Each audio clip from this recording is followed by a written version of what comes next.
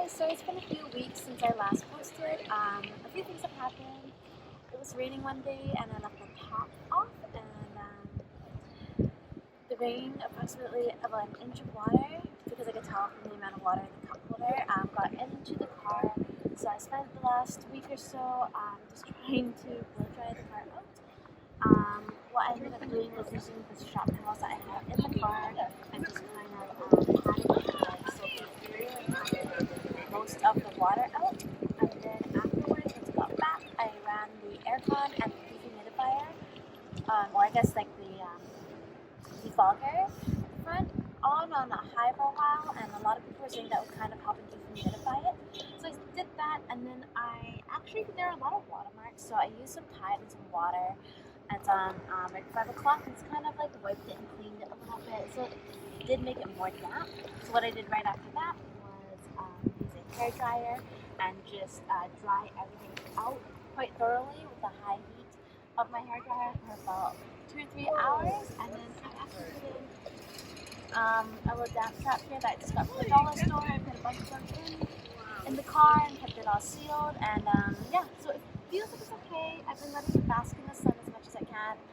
My previous second gen was a little damp when we were working on the engine swap. It was in a very damp place, so actually the cloth seats that came with it got really moldy. So I was really worried that this would happen as well. So I'll let you guys know in a few weeks how it turns out. But yeah, that's what I've been doing for the last few weeks. So I do this video because a bunch of you asked just kind of to give a tour of the car. So I actually got this car 2 months ago, back in May 2020. A buddy of mine actually got it from a guy who had imported it a year ago in Canada. So it is a right-hand drive. It's imported from Japan. It's a 2002 MRS. The reason why it's called an MRS instead of more commonly known as an MR2 Spyder in North America. That's kind of what the American ones are called. But this is slightly different. It's a late 2002, and I'm saying late 2000 because it has a lot of 2003 markers, which I can kind of go around and show you. So this is actually my first time owning a Mark III MR2. The last MR2 that I had was a SW20, and I had that for I think 5 or so years with my partner at the time.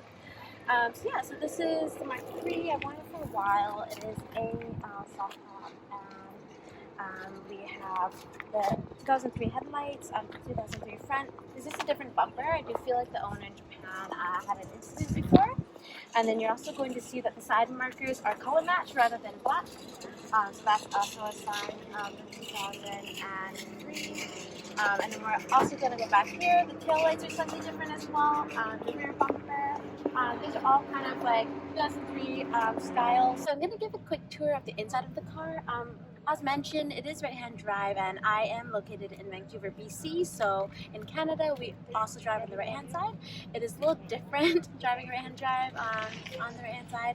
I also have daily a Fiesta, so it is a little confusing to go back and forth, but it's actually not too bad. So if you do, or if you are on the fence of doing it, I would recommend it. The only difference is you get the headlight and the turn signal mixed up a bunch of times, but after a while, you get used to it. So I'm going to show you a little more on the inside. The inside of an MRS, it is a little different. You are going to see in the glove compartment, there is the hood release right here. And let's just go ahead. There is a little handle here. That's with any car. And this is what it is right here. So it's kind of cute because it's imported in Japan, so you're going to see all the little warning symbols, and even like the power steering fluid sign. They're all in Japanese, which I think is really cute. So yep, it says MR, so midget runabout, that's what it stands for. And it's very, very small storage space, but you do have storage for a spare tire. So this is the OEM spare tire. I don't think it's ever been used. And there's a little bit of space for you for maybe like a purse or some groceries. But there's not too much space. However, if you want, you can always take out the spare tire, and that's a decent amount. I think it's like 1.9 cubic feet of space. It's a decent amount of space. So actually, what's really nice about this is they've thought of everything, honestly. This actually clips onto anywhere here, and there you go. Okay, and this clips in. Okay. A lot of people do tend to take out the entire lining to get more space, but then you just have to, everything really. But it's I don't know, it's not significant space to be honest, and there's a lot more storage behind the seats which I'm going to show you right now. So even though you don't have any trunk space and limited front space, you do have quite a bit of storage behind the seats. So these are both lockable, which seems kind of silly because if you lock one side, you can access both sides, but both sides and doors you can lock, and you have a decent amount of space here. If you take out the OEM tire kit here, there is actually a decent amount of space, and honestly, personally, I find there's almost enough. I personally think that this space is equivalent to the SW20 trunk space. I fit groceries in here plenty of times, it's been no trouble at all. You also see that there is a windshield here. You just literally pull it up. That's really useful when you're on the highway. They do have an unlock and lock feature here. So you just stick your key in, unlock that, and you have the engine lid release. And then also the gas tank lid release. And then I guess you just lock it back up once you're done with it. So one of the main reasons why I got into MR2s in the first place was because it's a mid-engine car with rear-wheel drive, and honestly, it's probably one of the most affordable mid-engine and rear-wheel drive cars that you're really gonna get. So yeah, so you can see that the engine is in the middle, but because of that, and just because of the specifically to the Mark III, you're gonna see that you have no trunk. So in the SW20, you do actually have a trunk and storage space, and a lot of your wiring, well, most of your wiring harness goes there because the engine's in the back. But for here, you're gonna see there's no trunk at all, so you don't have that much space. But honestly, it's pretty well fitted here.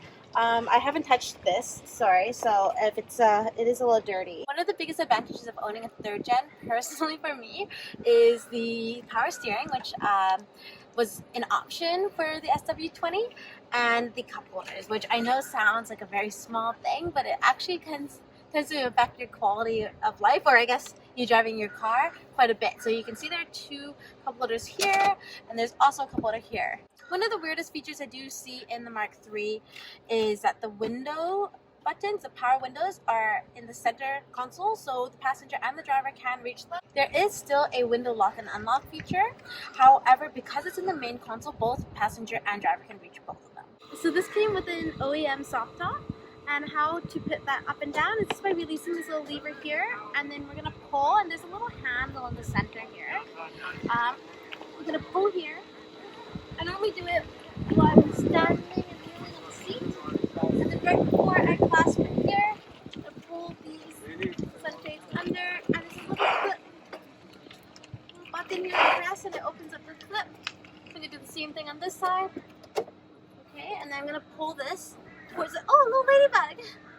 I actually love ladybugs, but recently one attacked me in the face when I was at the park, so I don't know. We're not doing that well together anyways. So, and then you're gonna pull it so that the seam is pretty much closed.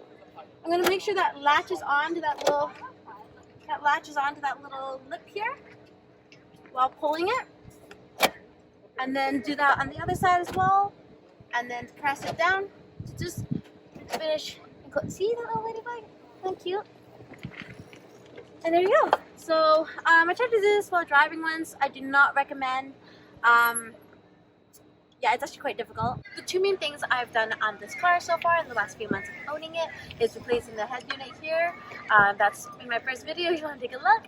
And also replacing and covering the cloth side panels that were red with a carbon fiber wrap. So that's actually my second video, so you can take a look there as well if you want to watch all my mistakes of doing it.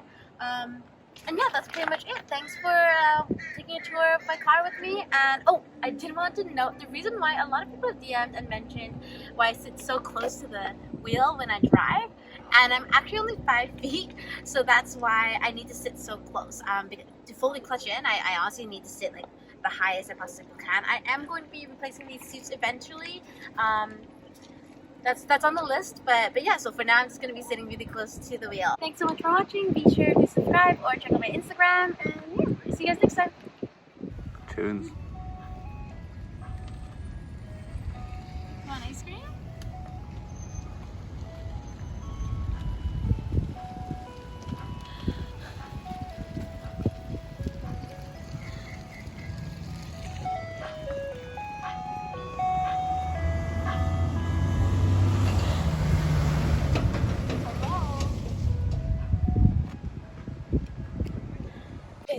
take a quick look inside. Sorry. Okay, so drive left hand and then right hand back and forth. What was I gonna say now? To drive right hand drive on the right side of the car. I do also daily a Fiesta. Sorry, there's a little bitty. Oh. No, stop. Stop. I need to rethink. So you just, oh my gosh. Thank you for being interested. No, stop. Okay.